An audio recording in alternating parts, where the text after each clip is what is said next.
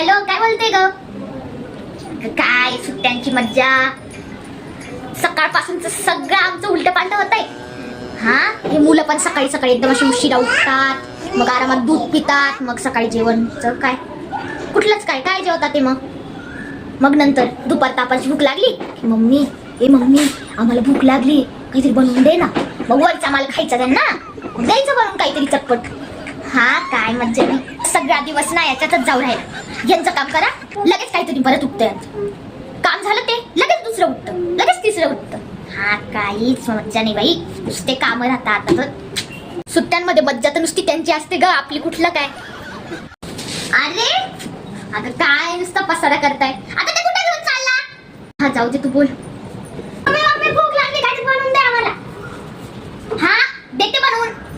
मला काही कोणाचे दोन शब्द बोलू देत नाही. जा तिकडे बसून घ्या.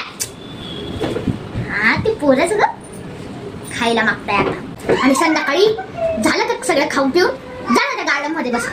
तिकडे ते गार्डन धुळी मातीचं आहे. म्हणजे आता डायरेक्ट जेवणाच्या टाइमाला येतील, नंतर जेवण दे जेवण दे जेवण दे सगळं असं.